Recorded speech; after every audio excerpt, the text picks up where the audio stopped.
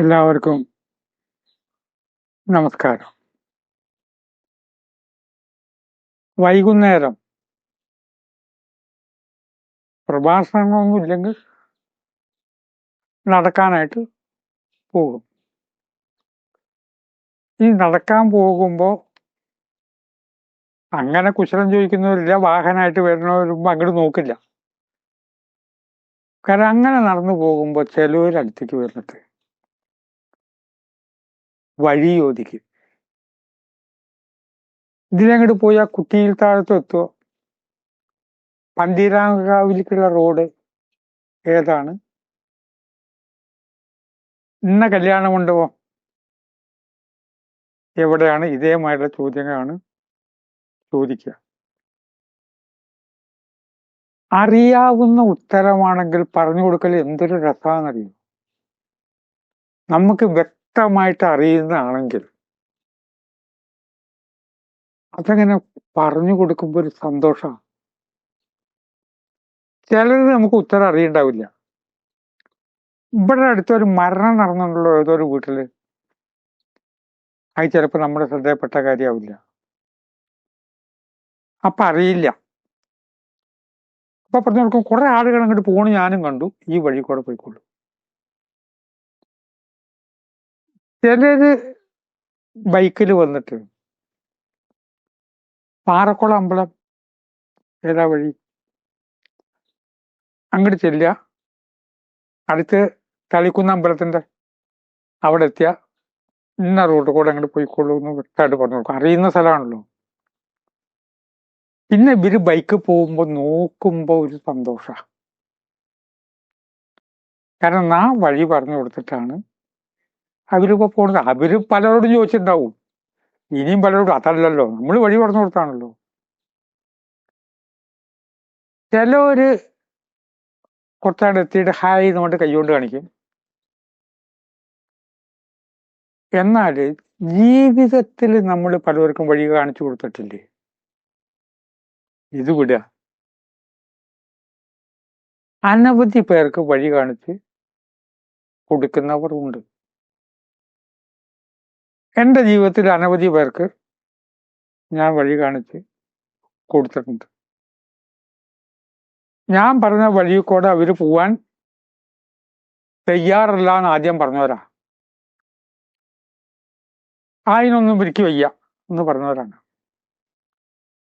പക്ഷെ അവര് ആ വഴിയെ വന്നു.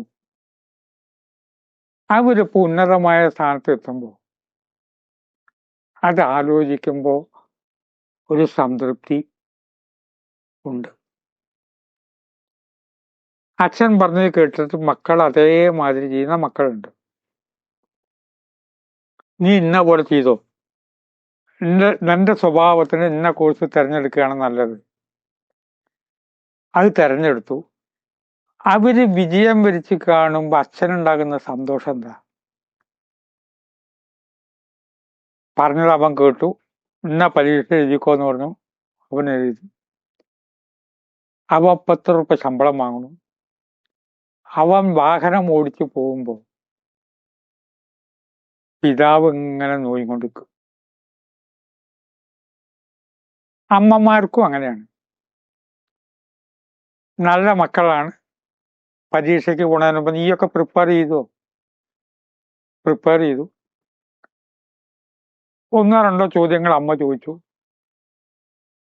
ഞാൻ എന്റെ വികൃതി കൊണ്ട് അമ്മ ചോദ്യം ചോദിക്കുമ്പോൾ മറുപടി പറഞ്ഞിരുന്നില്ല കേട്ടോ. അതൊക്കെ അപ്പം എഴുതിക്കോളാം. കാരണം ഞാനൊരു 4ാം ക്ലാസ് പഠിക്കുമ്പോ ധന്യമീ ജീവിതം ഞാൻ കേൾക്കണില്ലല്ലോ. അന്നാണ് ആലോചിക്കണത്. ഇനിയിപ്പോ കാലം മാറി, ഇനി പറഞ്ഞൊരു കാര്യമില്ല. ആ കുട്ടികള് സ്കൂളിലേക്ക് പോകുന്ന കാണുമ്പോ അമ്മമാര് നോക്കിയും കൊണ്ട് നിൽക്കും. വാതിലിന്റെ മറവിൽ നിന്നിട്ട് നല്ല ഡ്രസ്സ് ധരിച്ചിട്ട് അവനവന്റെ കുട്ടി സ്കൂളിലേക്ക് നടന്നിട്ടോ, അപ്പൊ നടക്കണ കുട്ടികൾ കുറവാണ്, സ്കൂൾ ബസ്സിലോ പോകുന്ന കാണുമ്പോൾ ഒരു സന്തോഷമാണ്. ഈ സംതൃപ്തി കിട്ടാൻ വേണ്ടിയാണല്ലോ അനവധി പേര് പ്രവർത്തിക്കുന്നത്. നിങ്ങൾ ഇന്ന കക്ഷി ചേർന്നോളൂ. അയാൾ ആ കക്ഷി ചേർന്നത് നമുക്കെന്താ കാര്യം? പക്ഷെ നമ്മൾ പറഞ്ഞ രീതി കൂടെ കാര്യങ്ങൾ വരുമ്പോൾ ഒരു സംതൃപ്തി ജീവിതത്തിൽ ഉണ്ടാകാറുണ്ട്. ഈ സംതൃപ്തി ഈ വ്യക്തിക്ക് ഉണ്ടാകുമ്പോൾ ആ വ്യക്തി ഒരു നന്ദിയും കൂടി പറഞ്ഞാൽ അതിനൊരു പൂർണ്ണത കിട്ടും. ഈ നന്ദിയുള്ളവരിന്നിപ്പോൾ വളരെ കുറവാണ്, വളരെ കുറവാണ്. രാവിലെ ഒരു കാര്യമില്ലാതെ ഒരാൾ വന്നിട്ട് എന്തെങ്കിലും തരണം എന്ന് പറഞ്ഞപ്പോൾ 20 രൂപ കൊടുത്തു. സാധാരണ 10 കൊടുക്കാറ്. അപ്പൊ 20 രൂപ കൊടുത്തതിന് എന്താ ഇപ്പൊ ഇന്നിപ്പോ 20 ആക്കിയപ്പോ?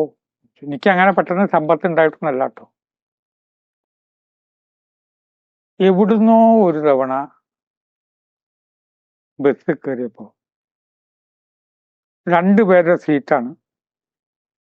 ഇയാള് ഒന്നങ്ങോട്ട് നീങ്ങിയിരുന്നിട്ട് ചിരിച്ചു.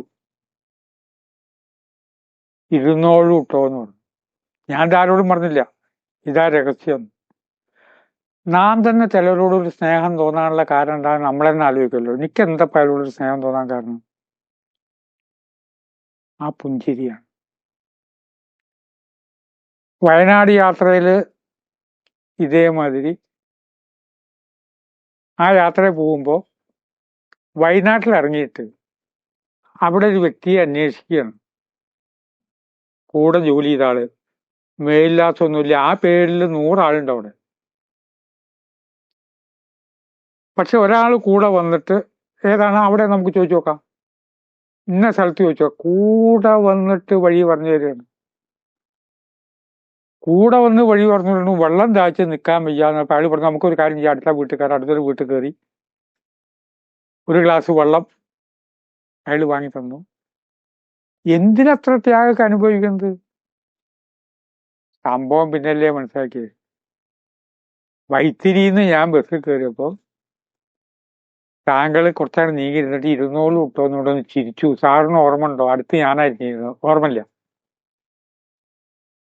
ഒരു പുഞ്ചിരിക്ക് വരെ പ്രത്യേകത ഉള്ളപ്പോ ധാരാളം പേര് ഹെൽപ്പ് ചെയ്യുന്ന ഒരാൾ എന്നോട് പറഞ്ഞു, നന്ദി പലരും കാണിക്കാറില്ല. ഒരാൾ എന്നോട് പറഞ്ഞു, ഇന്ന ആൾക്ക് ഞാൻ ഉദ്യോഗം വാങ്ങിക്കൊടുത്തു, എന്നാൽ ഒരു ഫോൺ വഴിയെങ്കിലും ഒരു നന്ദി പറയലില്ലേ? നന്ദി എന്ന് പറയണ്ട, ഒന്ന് ഫോൺ ചെയ്യണ്ടേ, അതിലെ പോകുമ്പോ ഒന്ന് കാണണ്ടേ?